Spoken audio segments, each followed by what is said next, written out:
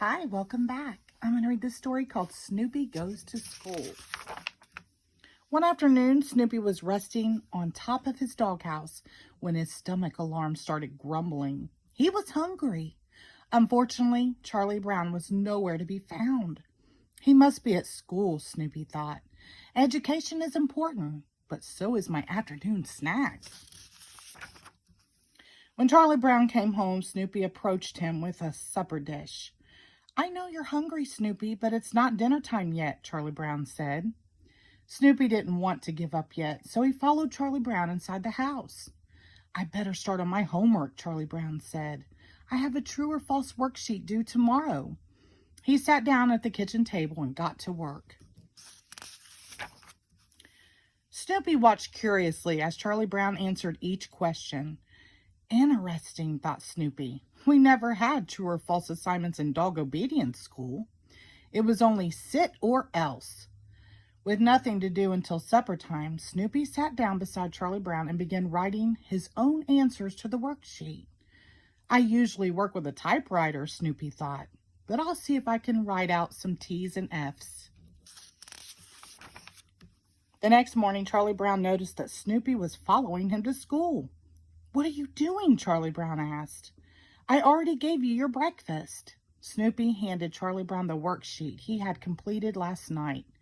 "I've heard of dogs eating homework, but never doing homework," Charlie Brown said, surprised. Then he smiled. "Come on, Snoopy. We might as well ask my teacher, Miss Oathmar, how you did." When they got to school, however, Snoopy received bad news. "The principal says dogs aren't allowed on school grounds," Charlie Brown said. "He thinks you'll be too much of a distraction." Snoopy couldn't believe it. He handed Charlie Brown a piece of paper. "I don't think your passport can get you into school." "I'm sorry, pal." Charlie Brown gave him a hug. "I'll see you at home, I guess." With that, Charlie Brown headed into class. "I wish Snoopy could have stayed," Charlie Brown said to Linus. "After all, he did do his homework." Linus had an idea. "What if you asked Miss Oathmar if you could bring Snoopy for show and tell?" Charlie Brown's face lit up. "That's a great idea," he said. Back at home, Snoopy was feeling grumpy. He didn't understand why he couldn't go to school. "I'm not distracting," he thought. "If anything, I'm charming. Well, it's their loss, not mine." After school, Charlie Brown rushed home. "Guess what, Snoopy?" he exclaimed. "Miss Oathmar said I can bring you for show and tell tomorrow. That means you can come to school with me." "Wonderful," Snoopy thought. "Who wouldn't want to learn all about me?" The next day, the students at school were excited to see Snoopy. It had been a long time since anyone brought something as much fun for show and tell.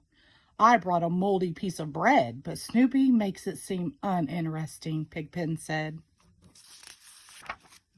Charlie Brown stood proudly in front of the class for show and tell. "I brought my dog Snoopy." Snoopy waved and bowed. Everyone waved back. The students asked a lot of questions. They wondered what it was like to take care of Snoopy. "Taking care of a dog is a lot of fun," Charlie Brown began. Then Snoopy cleared his throat loudly. "Excuse me a moment, please," Charlie Brown told the class. He grabbed Snoopy's water dish from his backpack and filled it up with the water fountain in the hall. "Taking care of a dog is a lot of fun," he repeated, "but it's also a lot of work." Snoopy cleared his throat again, offended. "It's all worth it, though," Charlie Brown added quickly.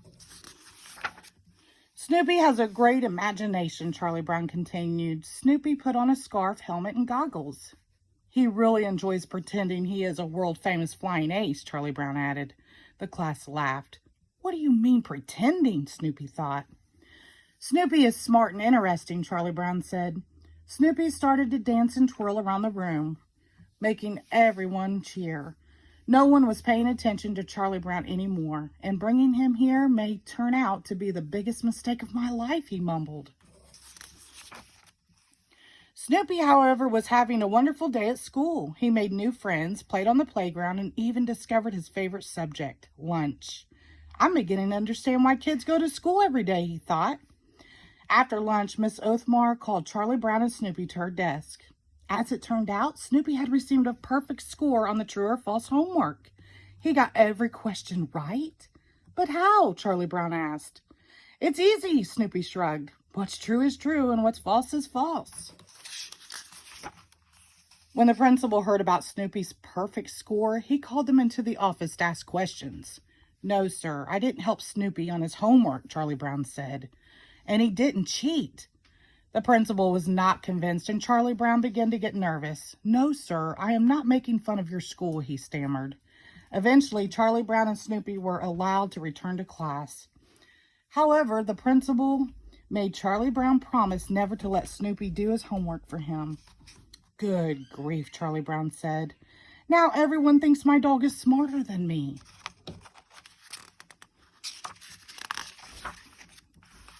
Still, overall, it was a fun day at school. That night, Charlie Brown served Snoopy a special dinner. It was nice having you at school, Charlie Brown said. I guess your perfect score will always be a mystery. Snoopy nodded. It sure will, he thought. I can't even remember if the T's stand for true or false. The end. Thank you.